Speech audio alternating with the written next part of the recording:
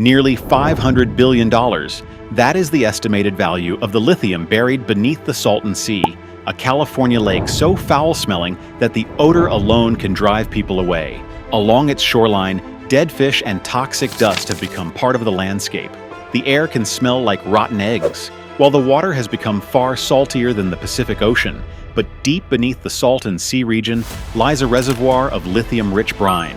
According to federal research, it could contain enough lithium to support batteries for more than 375 million electric vehicles. Energy companies see it as a rare opportunity to strengthen America's battery industry at a time when China produces more than 80% of the world's battery cells. But there is a problem. The fluid carrying that lithium is so hot, salty, and corrosive that it can damage pipes and clog equipment within months. Can the United States really turn this underground resource into an industry capable of challenging China?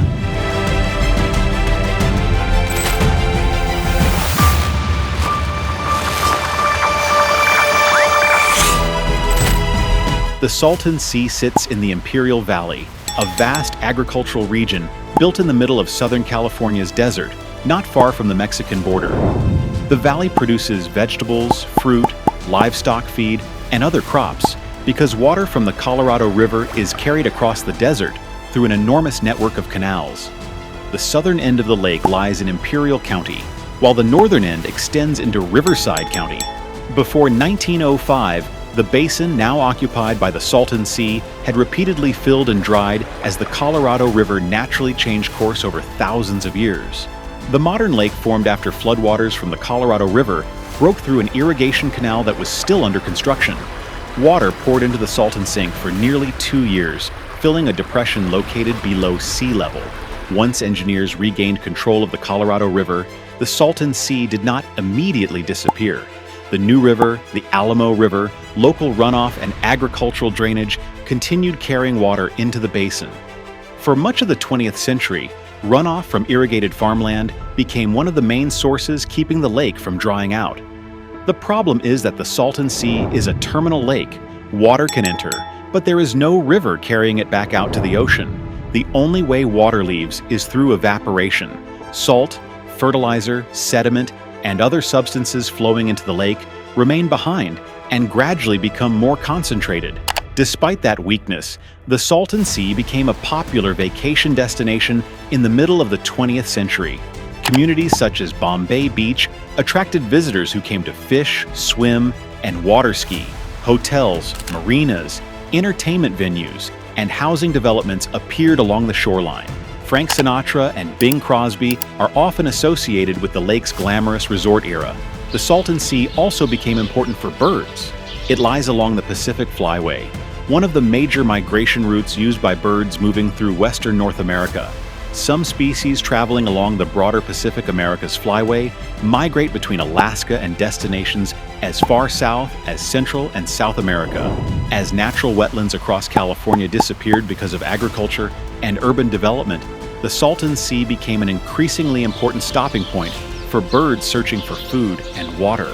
More than 350 bird species have been recorded in the region. That period of abundance began to end as less water reached the lake.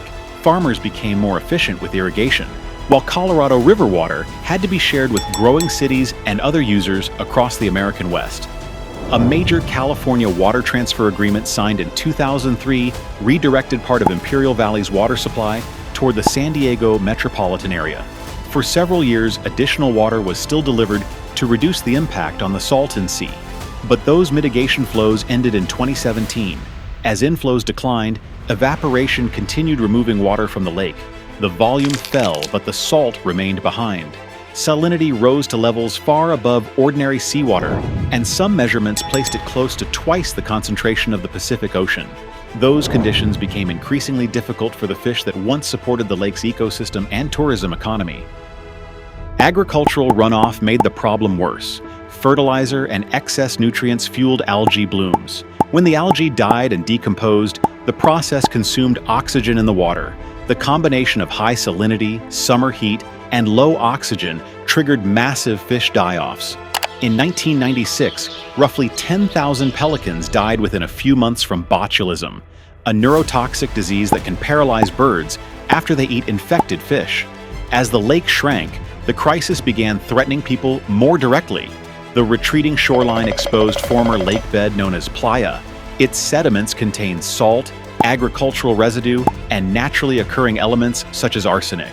Strong desert winds can lift those fine particles into the air, worsening pollution in the Imperial Valley, a region that already struggles with unusually high rates of respiratory illness. A study involving about 500 children living near the lake found a connection between proximity to the Salton Sea and reduced lung function. Children living closer to the lake showed lower breathing capacity and weaker respiratory performance than those living farther away. Researchers concluded that exposure to dust from the drying lakebed was a likely contributor.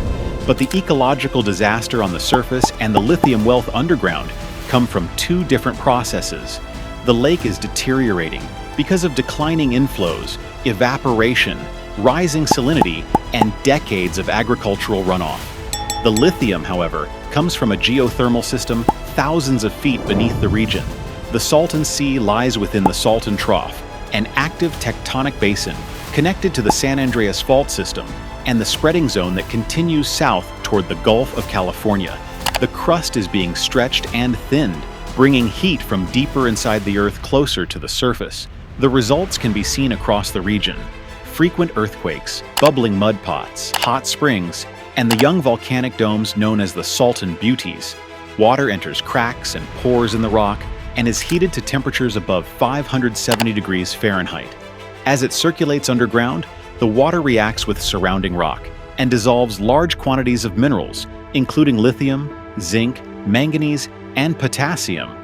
This extremely salty fluid collects in a geothermal reservoir, a natural underground system of porous and fractured rock that stores hot brine. The region's heat was being used long before lithium became strategically important. The first commercial geothermal power plant near the Salton Sea began operating in 1982. Today, the Salton Sea geothermal field generates hundreds of megawatts of electricity around the clock, without depending on sunshine or wind. The process begins by pumping hot brine to the surface. Its heat is used to generate steam and turn turbines. After the energy is extracted, the fluid is injected back underground to help maintain pressure in the reservoir. For decades, the lithium carried to the surface was largely ignored and sent back underground with the brine. That changed as batteries became essential to modern life. Lithium is used in electric vehicles, phones, computers, grid-scale energy storage, and a growing range of electronics.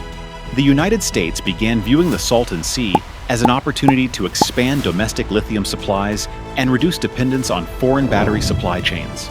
Research led by Lawrence Berkeley National Laboratory and supported by the U.S. Department of Energy estimates that the Salton Sea geothermal region may contain more than 3.4 million metric tons of lithium. In theory, that would be enough to support batteries for more than 375 million electric vehicles, more vehicles than are currently on American roads. But that number represents an estimated underground resource. It does not mean all of the lithium can necessarily be recovered economically. The Salton Sea is not America's only major lithium resource. The McDermott caldera, along the Nevada-Oregon border, may contain an even larger deposit. What makes the Salton Sea different is the form of its lithium. Here, the mineral is already dissolved in geothermal brine that power plants are pumping to the surface. Companies would not first need to open a vast conventional mine and crush enormous quantities of rock. If produced at commercial scale, lithium from the Salton Sea could strengthen America's domestic supply. Its location is also relatively close to major automotive, battery, and technology industries across the western United States. That additional supply could reduce dependence on imported lithium and give American battery manufacturers another domestic source of raw material. But success at the Salton Sea would not immediately end China's dominance. China's advantage does not come only from access to raw minerals. It also comes from its ability to refine lithium, manufacture cathode and anode materials, and assemble battery cells on a massive scale. In other words, the Salton Sea would strengthen only the beginning of the battery supply chain. The United States would still need to convert the lithium into battery-grade chemicals, manufacture key components, and produce battery cells at a cost that can compete with China. To extract the lithium, companies plan to use a technology known as direct lithium extraction, or DLE. The brine passes through a specialized material that captures the lithium. The mineral is then separated and processed into battery-grade material, while most of the remaining fluid is returned to the underground reservoir. In theory, the same stream of brine could generate electricity and produce lithium, while requiring less surface land than a conventional open-pit mine. But DLE has not yet been proven at large commercial scale under the extreme conditions around the Salton Sea. The brine is intensely hot, highly pressurized, and loaded with minerals. Silica can form thick scale that clogs pipes, while the high salt content accelerates corrosion. Companies need stronger materials, careful chemical controls, and systems that can operate continuously without shutting down for constant maintenance. Those technical challenges require huge amounts of money and time. Controlled Thermal Resources, the developer behind the Hell's Kitchen project, has worked on its geothermal and lithium plans for more than a decade. The company has targeted an initial phase of roughly 50 megawatts of electricity by 2028 and about 25,000 metric tons of lithium production per year beginning in 2029. Although timelines for projects of this scale can change, the project has also faced legal challenges. The environmental group Earthworks sued over concerns involving water use. A state court ruled in favor of the company in 2025, although the decision remained under appeal. The dispute shows why calling the project green lithium does not automatically eliminate concerns about water, air quality, industrial construction, and the impact on nearby communities. The economic stakes are just as important. Imperial County has long recorded poverty and unemployment rates far above California's statewide average. Lithium is therefore being promoted as a chance to bring industrial jobs, tax revenue, and investment into a region that has not shared equally in California's broader economic growth. But residents and advocacy groups want guarantees that the jobs and profits will not simply flow to outside corporations. California has already created a tax based on the amount of lithium produced, with part of the revenue intended to support communities and development in Imperial County. The basic idea is simple. If resources beneath the region are worth billions of dollars, some of that benefit should return to the people who have lived for decades with the Salton Sea's dust, odor, and environmental damage. But before large-scale lithium production has even begun, another economic opportunity has emerged. Data centers powering artificial intelligence require enormous quantities of reliable electricity. Geothermal energy has an advantage because it can operate 24 hours a day, unlike wind and solar power, which change with weather and time of day. Controlled Thermal Resources has expanded its plans to include energy for data centers and the AI industry. The company announced plans for 6 geothermal power plants with a combined target of about 600 megawatts. That shift shows that the Salton Sea's value may no longer depend only on lithium. The region could also become an important power source for America's rapidly growing digital economy.